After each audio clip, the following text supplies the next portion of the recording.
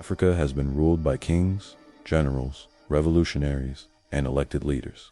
Some built nations, some destroyed them, and many changed the flow of money forever. In this series, we examine every head of state in Africa, how they came to power, how long they ruled, what happened during their time, and most importantly, what happened to the money. Welcome to Africa, Power and the Money. Johnson Aguiyi-Ironsi, Nigeria's first military ruler. Nigeria's first democracy collapsed overnight.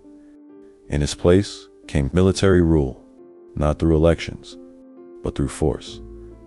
This is the story of Nigeria's first military ruler, and the moment uncertainty entered the economy. Johnson Thomas Aguiyi-Ironsi. He was born in 1924 in eastern Nigeria. He joined the Nigerian army and rose steadily through the ranks. Unlike Nigeria's first leader, Ironsi was a career soldier. On January 15, 1966, Nigeria experienced its first military coup. Civilian leaders were killed. As the most senior officer in the army, Aguiyi-Ironsi assumed control. Democracy ended. Military rule began. Aguiyi-Ironsi ruled from January to July 1966, just 6 months in power, but enough to change Nigeria's political direction. Once in power, General Johnson Aguiyi-Ironsi moved quickly to solidify control. He suspended the 1960 Constitution, dissolved all political parties and regional assemblies, and replaced elected officials with military governors. Then, on May 24, 1966, he promulgated Unification Decree No. 34, which abolished Nigeria's federal system and replaced it with a unitary state. Under this decree, the 4 regions ceased to exist and were reorganized into provinces, while the civil services of each region were merged into a single national civil service. Ironsi's stated aim was to reduce intense regionalism and promote national unity. However, many Nigerians, particularly in the north, saw it as a power grab that dismantled regional autonomy without broad consultation, and refused to wait for formal review processes that had been underway. The decree was also interpreted through an ethnic lens, because most senior casualties from the January coup had been from northern and western political elites, and many of the beneficiaries were southern, especially Igbo. His moves fueled perceptions of ethnic bias.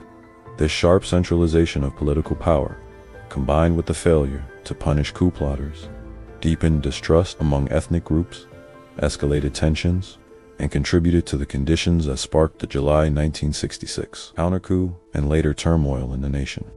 At the start of 1966, Nigeria's GDP stood at approximately $6.3 billion because of instability and uncertainty. There was no meaningful economic growth during this period. Investor confidence weakened at the start of 1966. Nigeria's GDP stood at approximately $6.3 billion. Because of political instability and economic uncertainty, there was no meaningful economic growth during this brief period of military rule.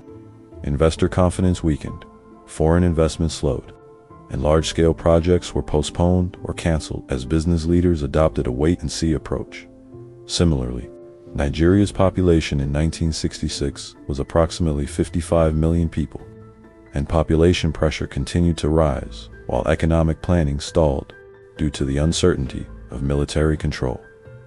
During Ironsi's rule, foreign investment declined, long-term projects were paused, new commitments were delayed for him. Governments adopted a wait-and-see approach. Nigeria did not receive significant new foreign aid, and no major development programs were launched. Political instability reduced external confidence. Nigeria's currency system remained stable, with no formal devaluation. However, trust in future monetary policy weakened as military rule replaced civilian governance. Nigeria still carried very low external debt.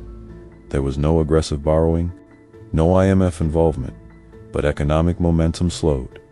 In July 1966, a counter-coup took place.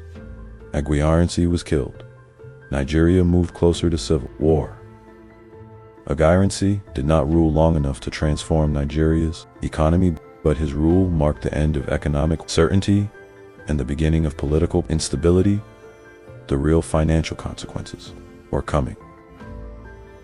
On the next episode, Yakubu Gowon becomes head of state, oil money, war spending, and the first major shift in foreign aid.